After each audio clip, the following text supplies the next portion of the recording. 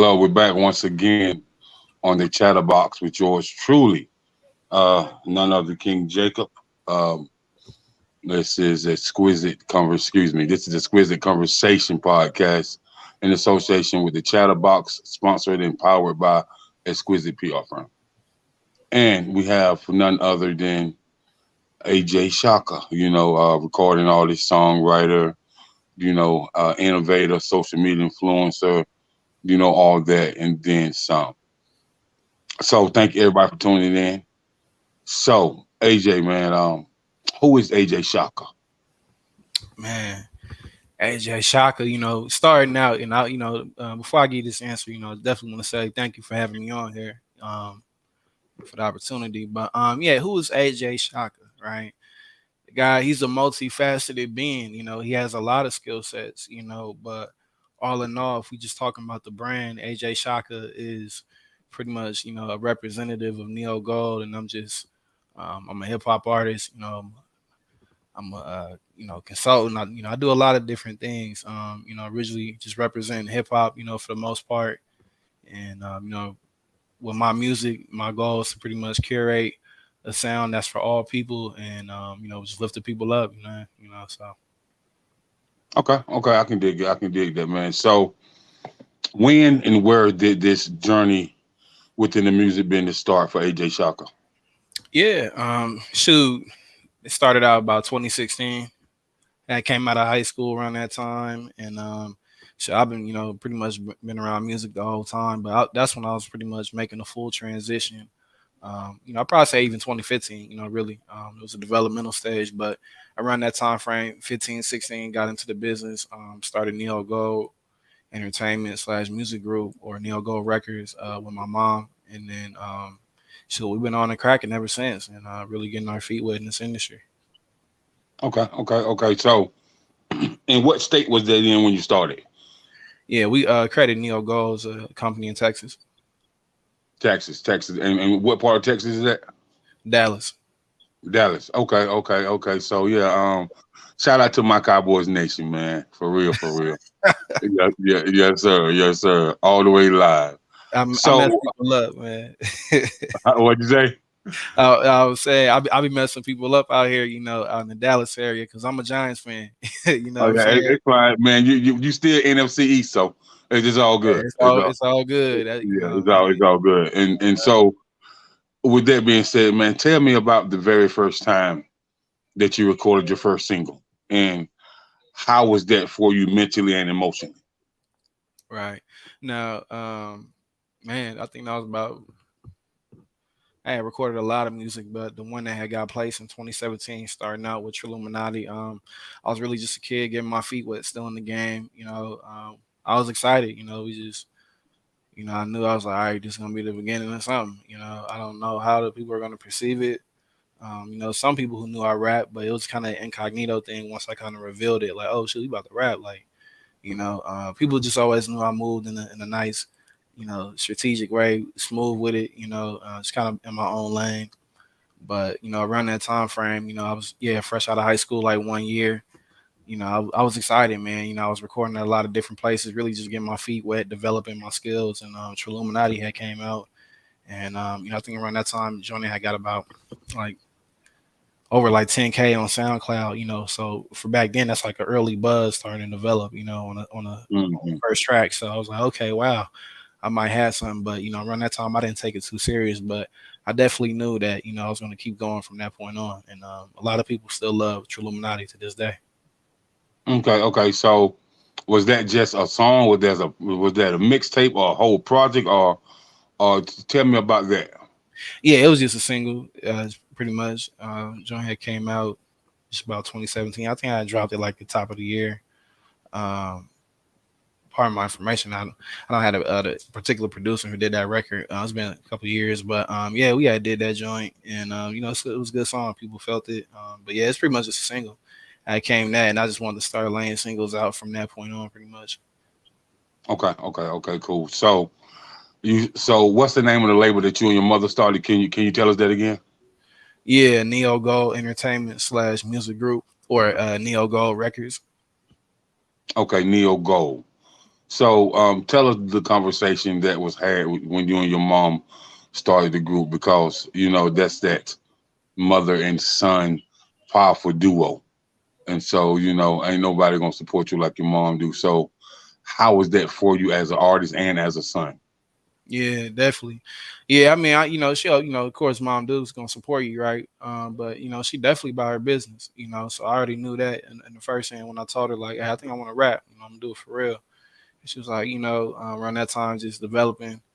I used to give her songs, right? And she'd be like, "Boy, get that trash up out of here. Get up out of here. You gotta come with something better than that." You know what I mean? And I'll just keep coming back every time. To the point where one day I just came with something that was real dope, and she was like, "Dang, this boy might actually be onto something now." You know what I'm saying? And that's just that trial and error. You know what I mean? Just working out the kinks of your craft, and came with something. But really, from that point on, yeah, we want to credit Neo Gold, and she's really just been providing the service for the people, really just being a company for artists, to really like artist empowerment and really to lift them up from that point on. Okay. So as far as you know, your position in Neo Go, do you play the executive position as well, or do you just play the artist position? Both. Both. Yeah, Okay. So did you start off playing both, or did you have to grow into the executive role?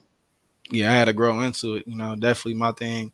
A lot of times now when it's AJ Chaka mode, in regards to like AJ Chaka brand and content coming out and stuff like that. I'm just jumping back into artist mode, and I got my whole team around me. Who all play their parts. Here at Neo Gold got Elegant Events PR, right? Got shout out to MJ Hip Hop Connects, my publicist. And then we got nickel plated music with the marketing connective music group. So I got a whole team of different organizations and people that are involved in the AJ Chaka brand. So we kind of all work together in collaboration with Neo Gold to push me out. But as far as the executive role though, yeah, I just pretty much had to grow into it. You know what I mean? Over the time, just growing up, you get more experience. One of the first things we did when I was young was we wanted to learn about the music industry. Just getting Mhm. books about learning about publishing and just real copyright, just a lot of deep stuff that a lot of people wasn't really talking about unless you had to pay them a lot of money for it. But it's in the book that's for like $20. You know what I'm Right, saying? right, right, right, right, right, right, right, right. I can dig it. So Yeah. upon you doing that, man, let's talk about it's a series of things that we're going to talk about. Let's talk about contract negotiations and how well an artist should understand contractual agreements and what is in that bold black fine print that most artists don't understand. Everything. Everything's in it. I'm talking about in the sole identity of you being the owner of your brand versus giving it to somebody else for a percentage base, right? So, starting out early, we used to study the business role or pretty much the business model of different artists. I look at them from over time, different successful acts, or maybe some acts who fell off.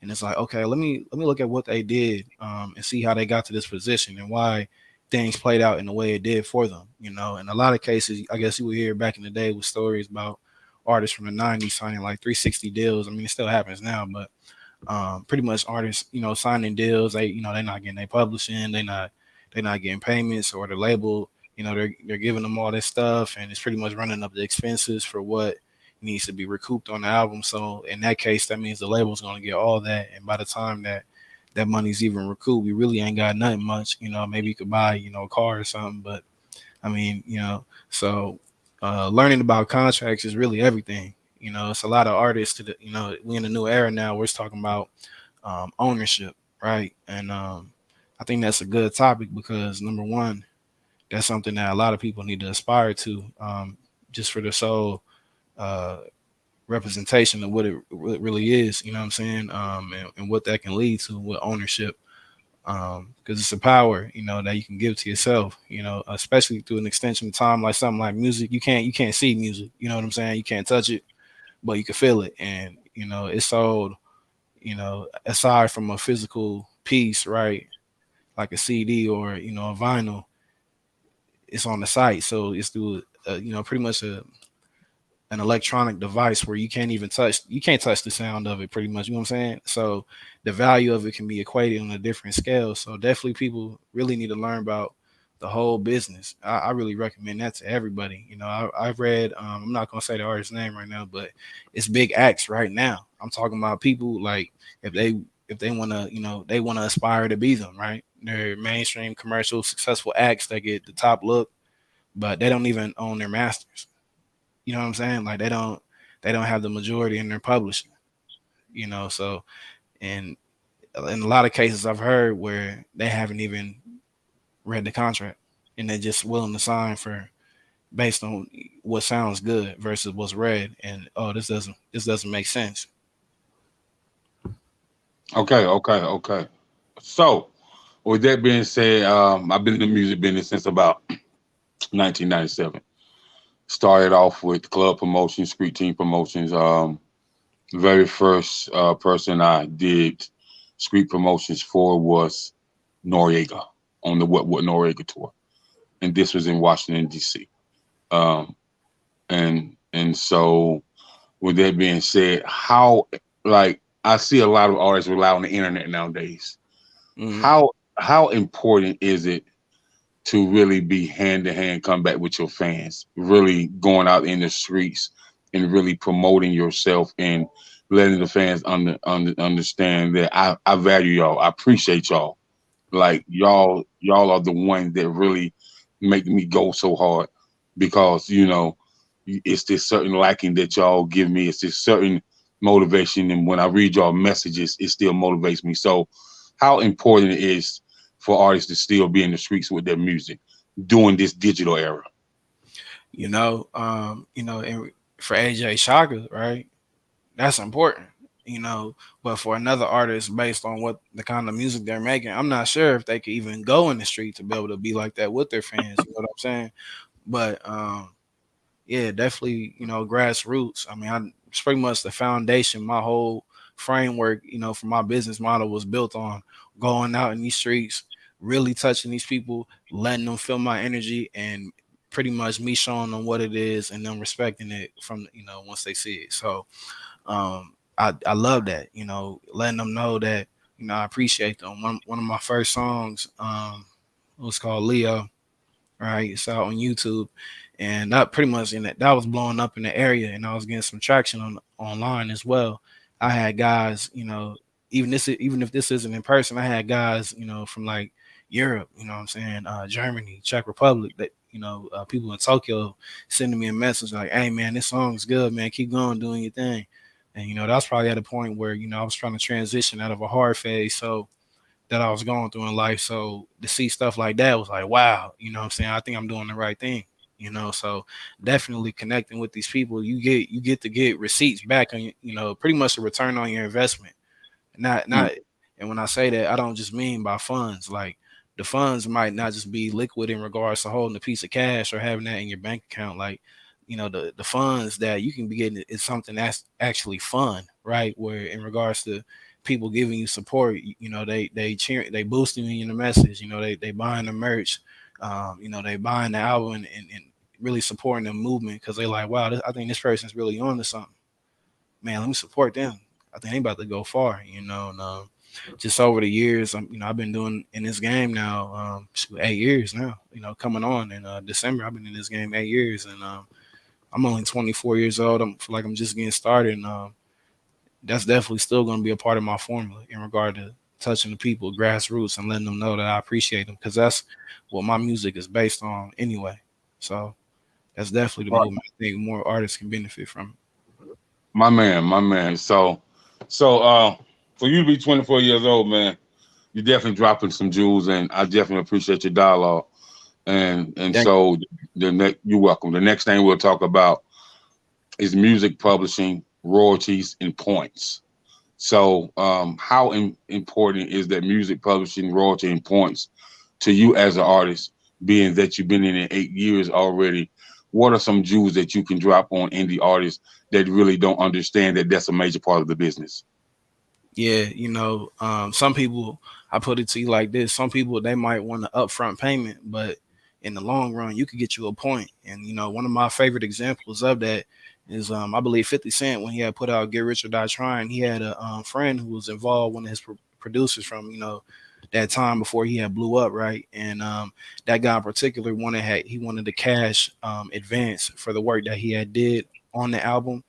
But in negotiation, 50 was giving him advice that perhaps he should get a point on there, maybe a point or two, and figure out like that. And I believe the guy turned it down, and had he agreed to get a point on that, he could have made, just off a point on the album, he could have got about, I think, $2 million just off of 1 or 2 points, Mm-hmm. and a half, so in the cash advance that he wanted was 30,000, I believe, or 50,000.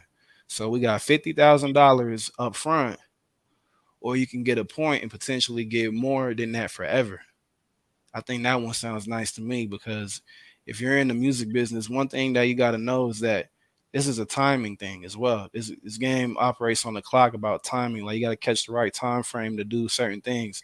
In other cases, there's times where you could just do it on a whim and it'll work because it fits that situation. But this is really a timing thing, and if people could definitely play onto the cards of that, I would definitely like to be a part of the publishing aspect or getting a point, because that's forever, right? So if I die, or excuse me, when I die, right, my estate will be taking that over, and they'll be able to benefit from that song, and the other person's estate will be able to benefit from that song, and families will still be getting taken care of, over time. So, I mean, that's even going into the aspect of generational wealth, right?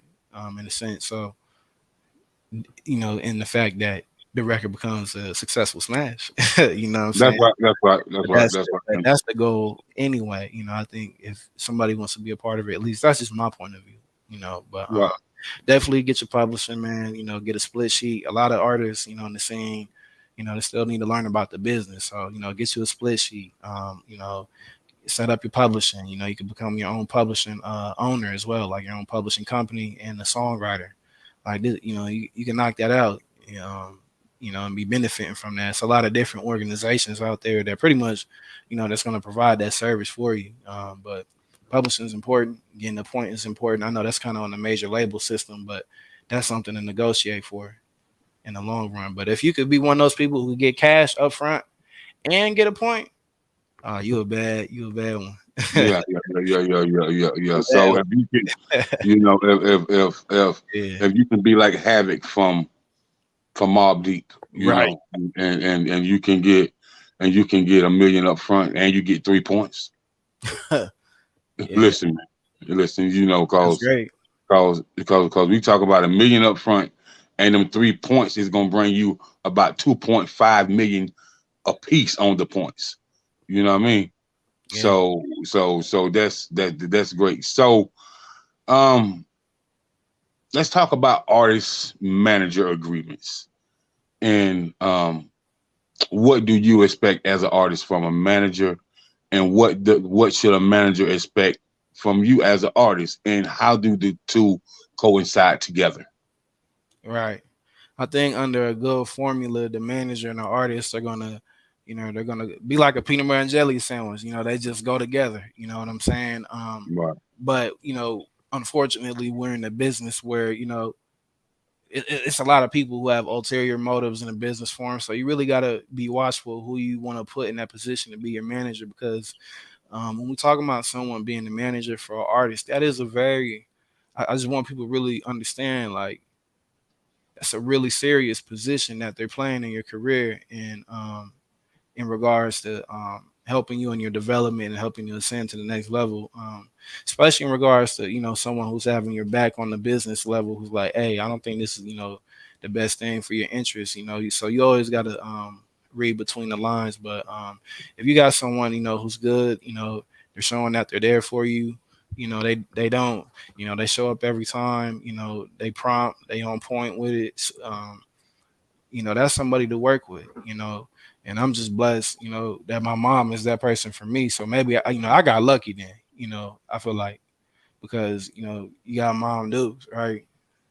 But she knows the game, and I do too. So it's like it's a different thing. Like, people, they'll look at it like, oh, your mom, your manager. But it's like, shoot, she'd be like, son, let's get this bag. Or I'll be like, mama, come on, let's get this bag real quick. You know what I'm saying? And it's different at that point. So the agreement in regards to, having management, I mean, standard rate, I guess, between 10 to 20%. This is someone who's working.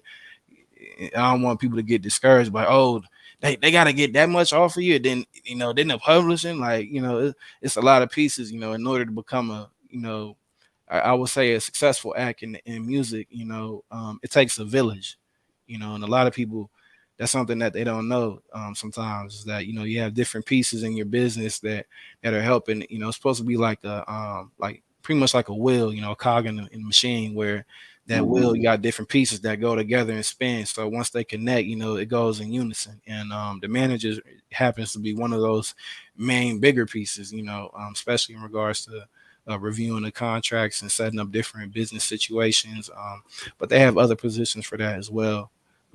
I would say for someone, if they want to get a manager, to wrap this up, I would, pretty much make sure it's at a stage where your business is starting to gain some traction, or you're at a serious stance where you're looking to make real moves in your career, and you need someone who can help you alongside those steps, even though you're self-sufficient. Say that again. Back up. Back up. We're gonna say it for the people who sitting on the back of the church pew. Back up. Right. He just said, let me quote, make sure that you're driven in so many, he said driven in so many words, and make sure that the manager is on the level that you own, because you have been self-sufficient in your music career for years before you have a manager. Right. You're your first manager at first, and then when you get someone to come in and be a manager for you, now it's like, okay, yeah, we about to take it to the next level. This is real. This is business. I don't want to give people a false, people come in with a false, especially like hip hop. They see me being the MC, like, oh, your mom, they like, it's an NBA thing, like, oh, mom's trying to, get the kid to the league. It's like, nah, it's like, this is real business. When it's time for business time, shame my mom. Shame my mom. When it's business to your manager, and not only that, she is somebody that you can trust without a reason, shadow of doubt. Absolutely. So then when we switch back to moms, like, okay, cool. You know what I'm saying? So I trust both. And people got to know this is business. This is serious. You can't be wasting people's time. So that's always going to be kept in, and being self-sufficient. Yeah. Right. And so the next thing we're going to talk about is music licensing, and how important music licensing is to an indie artist. It's important to a mainstream artist, but the importance of an indie artist getting a check for $6,000, $7,000, $8,000 every quarter, because your music is playing on reality TV shows, web series, Netflix, Hulu, documentaries, NBA 2K, John Madden, like, so. And I tell people that if an indie artist is smart, they can check the bag real early, but you have to study this business in order to know how to check the bag. Right. And so let's talk about the music licensing, man, and how important that is for indie artists.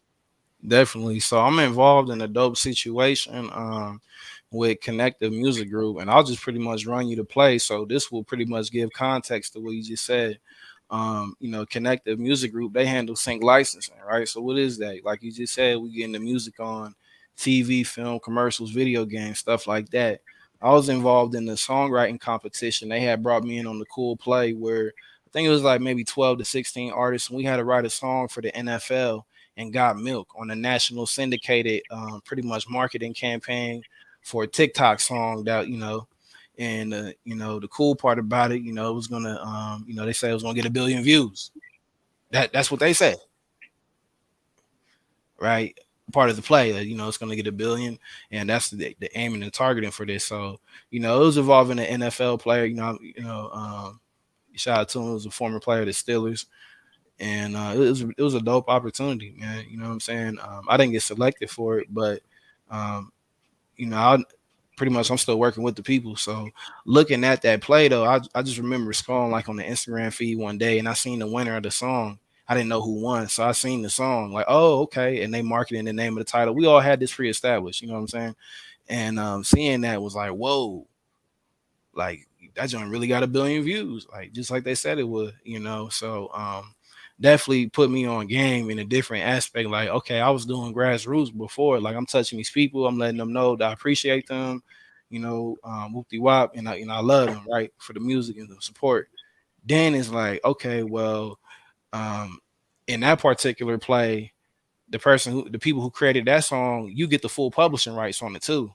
So I'm sitting back like, well, okay, well, I know this person just made maybe more than, you know, in the publishing, they're gonna be making 30,000 plus.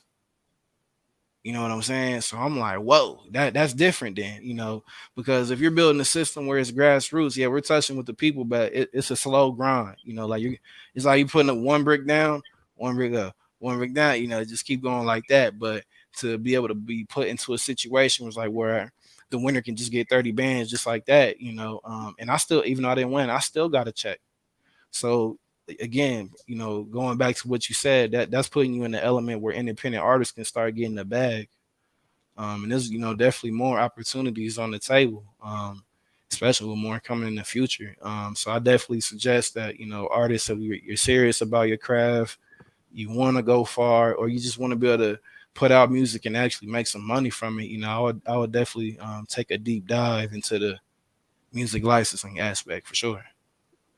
Right, right, right. And so you heard it first, man. You know, Exquisite Conversations live with AJ Chaka, man, and Yeah. we're in depth about this music business. We're in depth about him as an artist, him as an entrepreneur, him as a music executive, and him as a person who want to help his people win. And so, you know, I'm live with him tonight, and so we thank everybody who is tuning in. And so the next order of business is we're going to talk about radio campaigning. Oh And yeah. the reason why I can really talk to this young king about this radio campaigning, like when I interview artists, I look them up. You know, I Google them. Went on many sites that he's on, and I seen the she blogging, and I'm definitely familiar. And talked about, you know, him charting Billboard, and so man, let's just talk about what type of radio campaign that you and your mama ran in order for you to chart Billboard, man. Yeah, definitely. So shout out to you know, MJ Savino, Hip Hop Connects, you know, that's my publicist. And yeah, you know, pretty much my mom Dukes had knew her, you know, we just different, you know, connects in the business. And you know, we wanted to do some work with her for a long time, and the opportunity was right. It had started out around the time of last year, and I want to say May 2021. During that time of getting ready to release Trill as It Gets, I think Mike Check was just getting ready to come out. That was a song featuring John Jiggs that did real well for me. That was my first radio single that, you know, I had you know, shopped other radio singles the years prior onto radio, and I would get a few stations that would play me.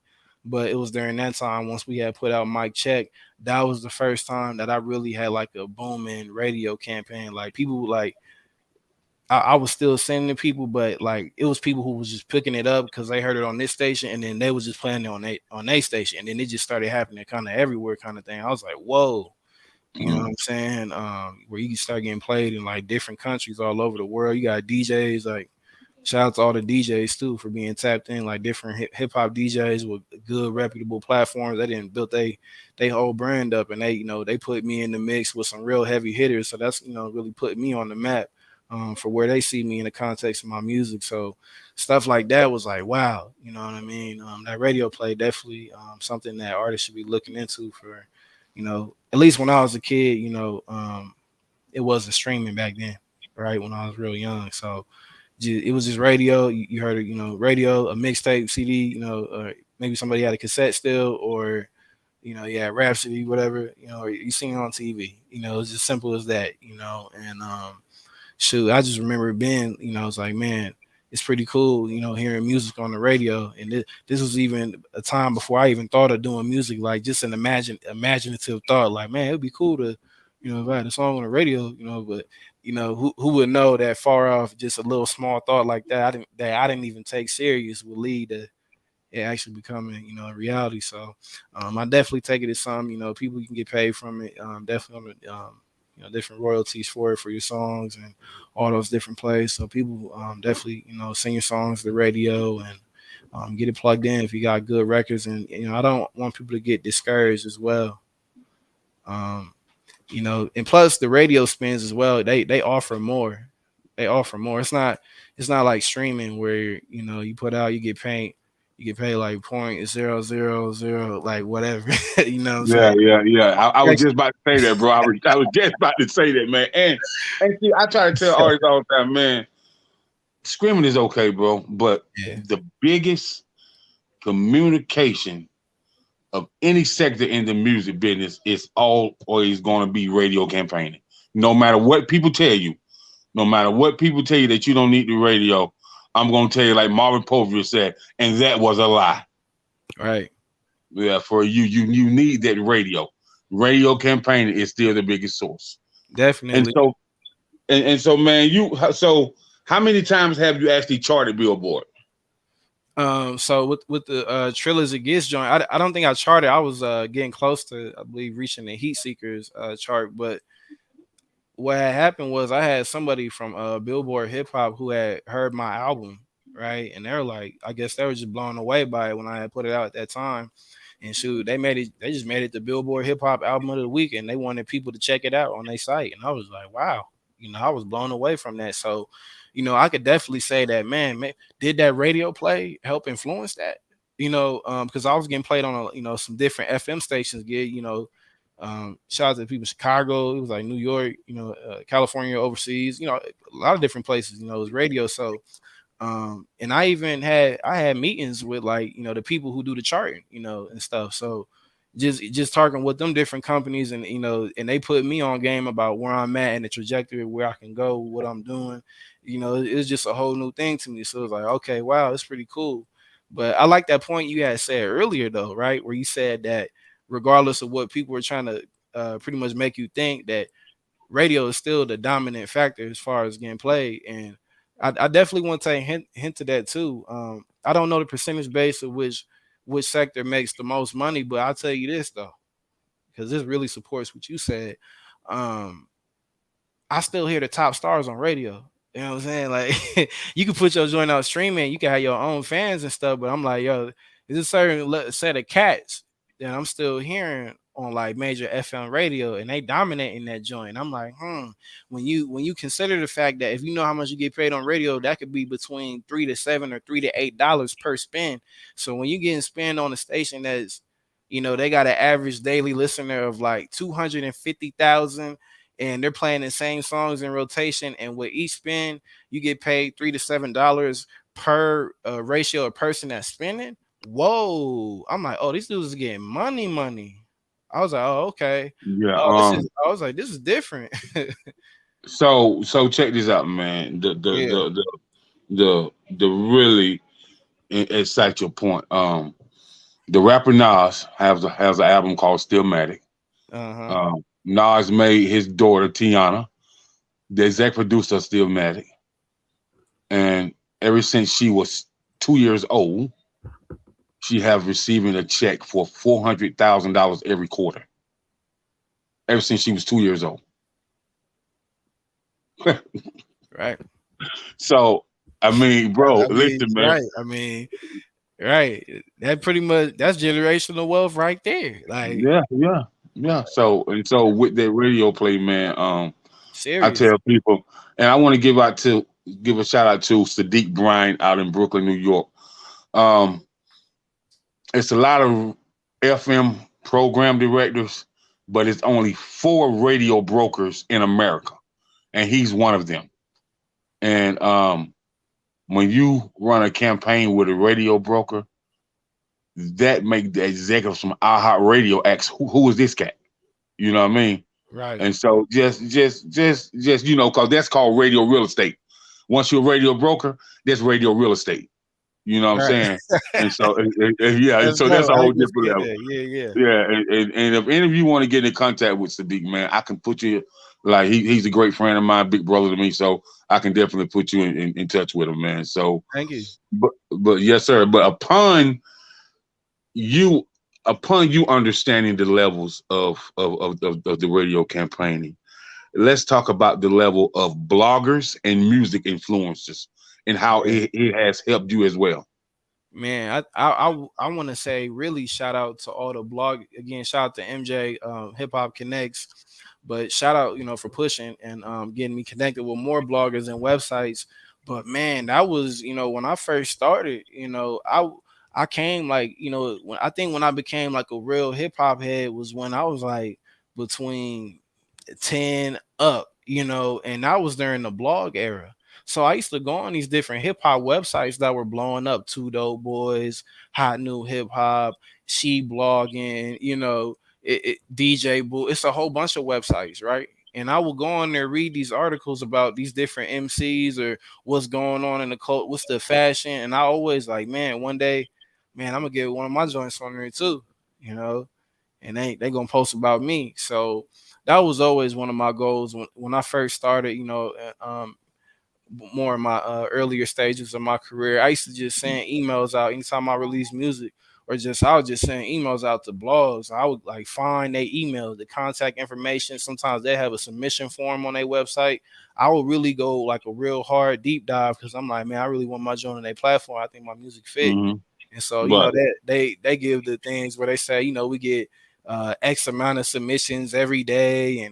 But I always tell people, if you believe in your music and what you're making and it's dope and you definitely seen that out in the public, it's like, nah, definitely seeing your joint in. Somebody got to hear that because they're gonna be like, they're gonna be playing joints, but they be like, hold on, hey, that's like some good music, and they gonna know when they hear it, So shout out to the blogs. They've been pushing me, I think since from Leo, from that Trilluminati, from my first song up. I've been getting pushed by different websites and blogs, put me out there, and that's helped me to make, a real organic set of fans as well, who just discovered me off of there, just like how I right, did with other artists. So it worked out, right?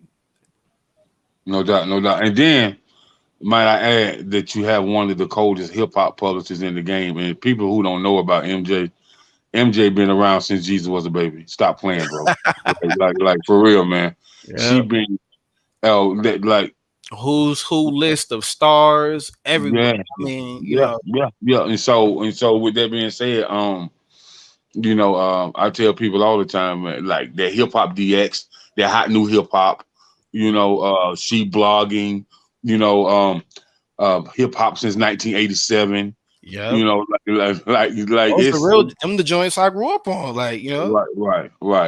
So and then you have these college kids that blog, but they blog in a different way. They don't just write, they vlog, like VLOG.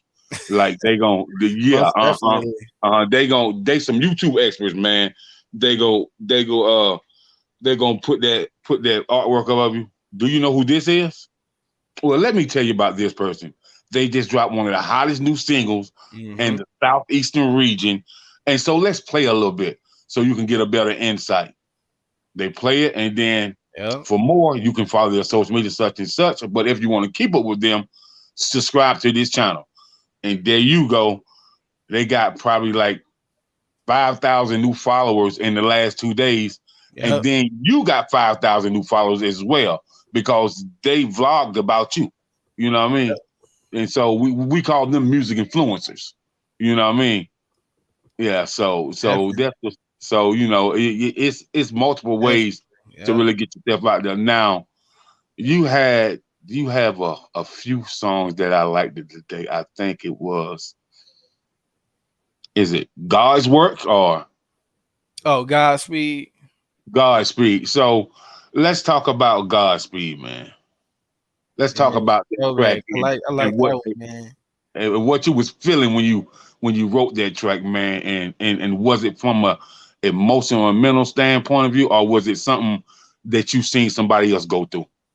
Yeah, for me, I was in a point right there where I was like trying to curate my sound differently, and I was like, man, I need to really touch on my influences of where I came from and how even my first visions of hip hop started. And a lot of people get the misconception that like it's East Coast hip hop or like boom babbers or something like that. It was like nah, it was West Coast. You know what I'm saying? Like me as a kid, that's what I heard. I'm from Sac, so that's near the Bay Area.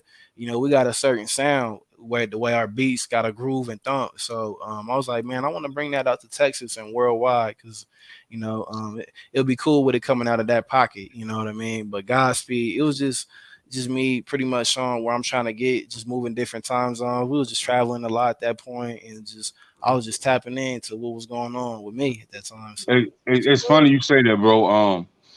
Because I'm from South Carolina, bro. But I was born and raised in South Carolina. I lived all over. But I always had this dope love for my man Sugar Free. You know what I yeah, mean?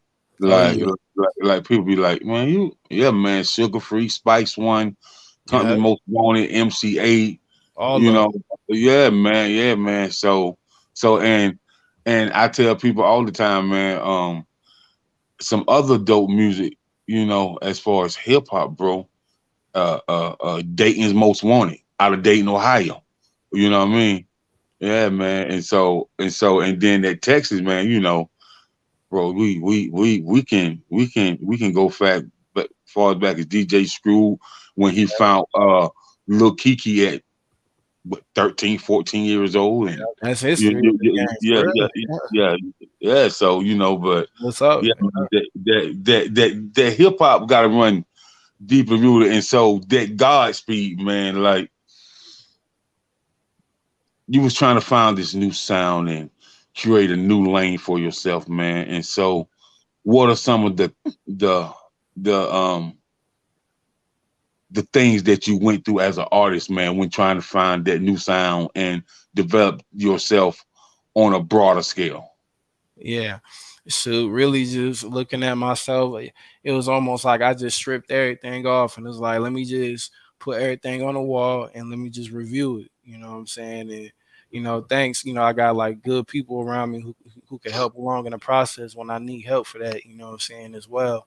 But yeah, it was just really just an introspective thing, me thinking about really what are my goals as an artist. I had to reframe even my goals and what my intention is as an artist and where I want to go with that. Do I want to stay at this level right here and keep being like a local rising star, or do I want to take it up and be a regional or national, international act? And I was like, okay, I think I want to do that. So that's when I really came around to the conclusion of like, man, I think, man, my music's about to be universal for everybody because that's who I want to touch, with this music. So, Mhm. it wasn't too hard. I just really thought about, who are all the, the great artists and of different genres, and who are my favorite MCs, and what were the beats that they were on.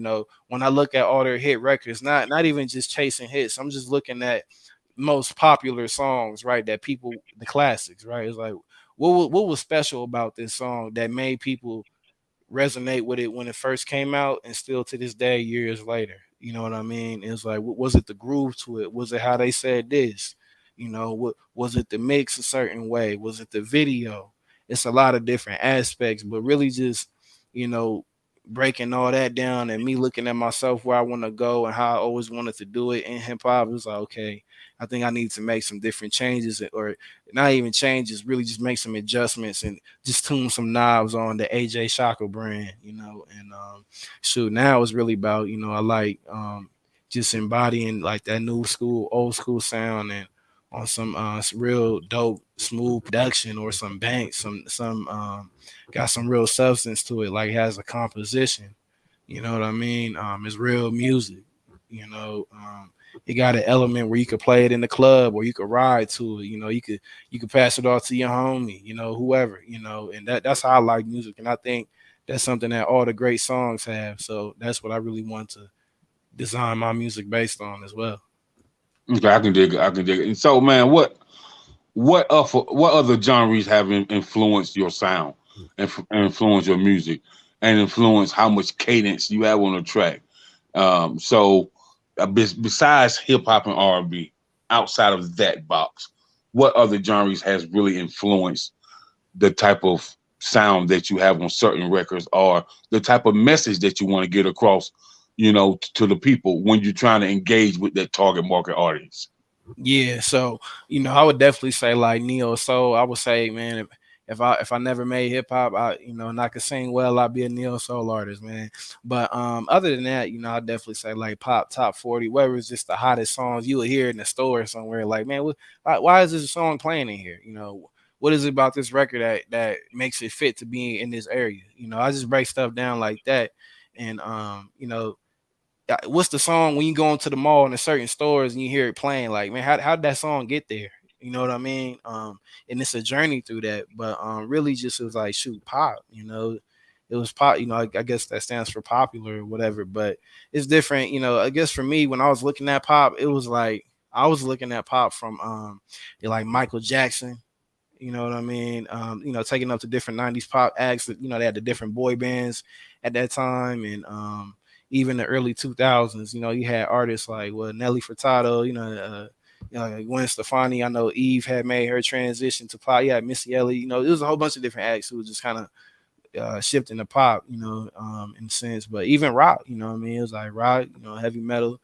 I always say to people, I was like, man, if you just like appreciate music, I'll tell you something about rock, man. Like they really have a really dope song structures. How they with the production, I love how they like build up a hook. Like they'll come off of a verse and really build up to the hook and make it real massive. So when they put, because like with their music, they do in the arena. So it's like when you doing it, you building it up like that in the arena, it's making the crowd's anticipation go crazy. So when they hit that hook drop, that last one, they go, bananas. And we seen that. So I was like, man, how can I capture that in a hip hop record with the style I'm making? You know what I'm saying? Or even joints like heavy metal. It's not stuff I listen to all the time, but I've listened to, you know what I mean? They're familiar.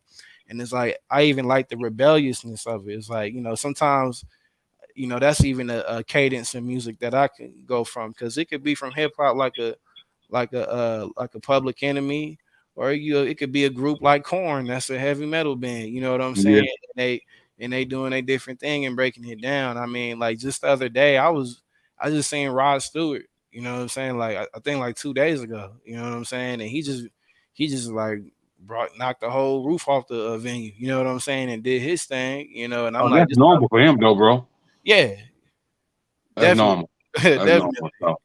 So So it's funny you say about rock, man, because I'm a big Maroon 5 fan. Like me too. I just Me really too. think Adam Levine could sing with the best of them, man. No matter what genre you in, he can sing with the best of them. Yeah, definitely. I agree. And, It was one of my favorite bands. yeah, he dope too. So, but for me, man, when I cause I'm a writer too, so when I listen to music, man, and I grew up as a church boy, so writing songs was easy. You know what I mean? Mm-hmm.